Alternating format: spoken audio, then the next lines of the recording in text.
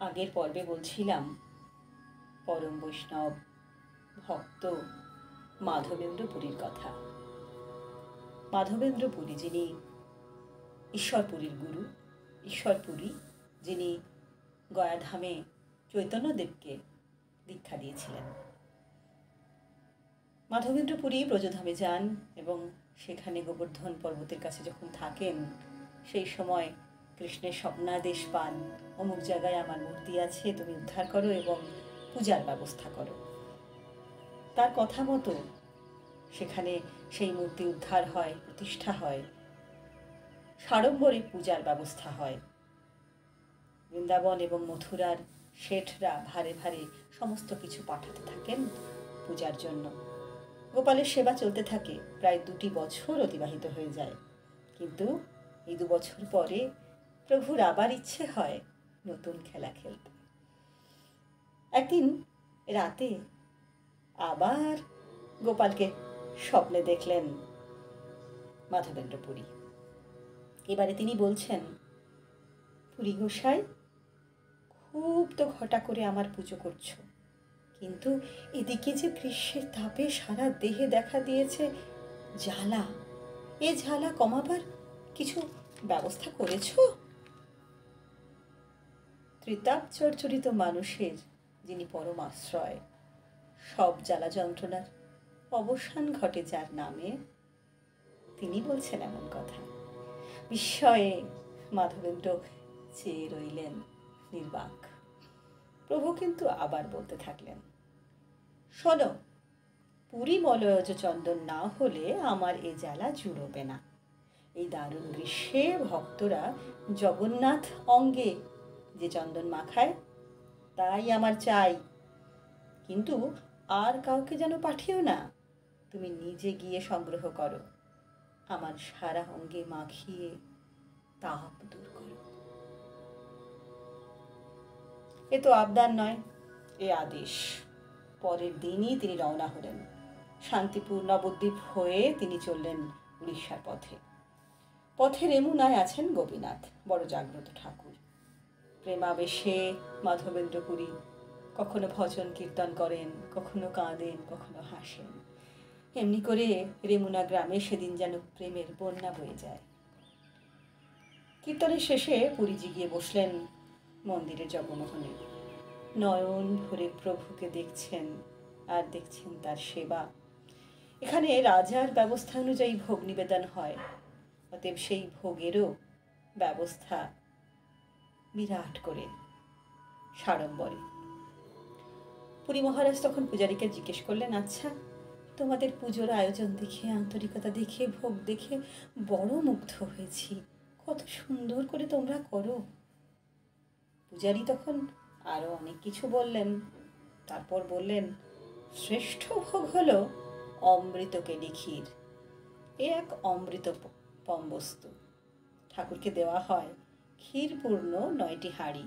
এ আমাদের গোপীনাথের নিজস্ব। পুরী মনে মনে ভাবলেন, তাই যদি হয় তবে গোপালের ভোগেও কেন তা দেওয়া হবে না?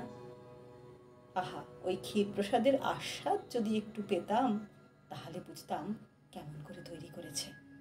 পরক্ষণে তার লজ্জা হলো, ছি ছি, আমি না অযাচক বৃত্তি নিয়েছি, কেমন করে চাইব। বরং পূজারী যদি ইচ্ছে করে নিজে থেকে দিয়ে দিত তাও ঠিক ছিল। কিন্তু তিনি বেরিয়ে এলেন মন্দির থেকে, কেউ তাকে ক্ষীর দিল না। ধীরে ধীরে এগিয়ে গেলেন গ্রামের প্রান্তে। সেখানে একটি পরিত্যক্ত হাট। সেই হাটে একটি পরিত্যক্ত চালার নিচে একাকী তিনি বসলেন। চাওয়ার ইচ্ছা মনে হয়েছিল তার প্রায়শ্চিত্ত স্বরূপ আজ সারা রাত ভজন কীর্তন করে কাটাবেন। মনের মধ্যে এই বাসনা নিয়ে তিনি কীর্তন করতে থাকলেন। 2 চোখ দিয়ে ঝরে যাচ্ছে প্রেমাশ্রু। ওদিকে গভীর রাতে পূজারী, মানে গোপীনাথের পূজারীকে কে যেন ডাক দেয়, ওরে ওঠ ওঠ, শিগগির দরজা খোল, আমার পিতবাসের আড়ালে গোপনে লুকিয়ে রেখেছি 1 হাঁড়ি অমৃতকেলি ক্ষীর, আমার ভক্ত মাধবেন্দ্রর জন্য। সে খেতে চেয়েছিল, কিন্তু অযাচক বলে চাইতে পারেনি। তার ইচ্ছে পূরণ না করে আমি কি স্থির থাকতে পারি? সে হাটের কোণে বসে আমার নাম করছে, তাকে খুঁজে দিয়ে আয় এই ক্ষীর। ঘুম ভেঙে গিয়ে বিস্ময়ে অভিভূত পূজারী ঠাকুরের শয়নঘরে গিয়ে দেখেন, সত্যিই তো পরিহিত বসনের আড়ালে এক হাঁড়ি অমৃতকেলি ক্ষীর লুকোনো রয়েছে। তিনি সেটি নিয়ে ছুটলেন গ্রামের প্রান্তে সেই হাটের দিকে। তখনও গভীর অন্ধকারে ভেসে আসছে মাধবেন্দ্র পুরীর কণ্ঠের কীর্তনের সুর। তাকে খুঁজে তার হাতে সেই ক্ষীর দিয়ে পূজারী বললেন, পুরী মহারাজ, আপনি ধন্য, সার্থক আপনার প্রেম ভক্তি। আপনার জন্য গোপালকে, গোপীনাথকে ক্ষীর চুরি করতে হয়। সেই থেকে সেই অঞ্চলে গোপীনাথের নাম হয়ে গেল ক্ষীরচোরা গোপীনাথ। আজও আমরা সেই মন্দিরের কথা জানতে পারি ক্ষীরচোরা গোপীনাথের মন্দির বলেই। প্রিয় ভক্তের জন্য গোপীনাথ হয়েছিলেন ক্ষীরচোর। মাধবেন্দ্র পরম আনন্দে পরম আবেশে সে ক্ষীর নিলেন আর ভাবতে লাগলেন, হে প্রাণনাথ, তোমার এত কৃপা, এই অধমের জন্য তুমি নিজের প্রসাদ চুরি করেছ।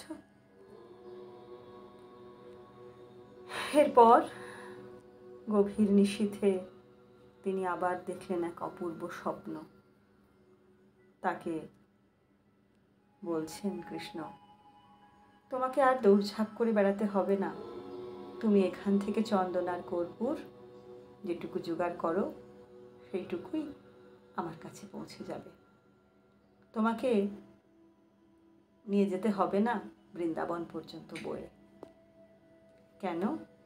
কারণ গোপাল আর গোপীনাথ একই।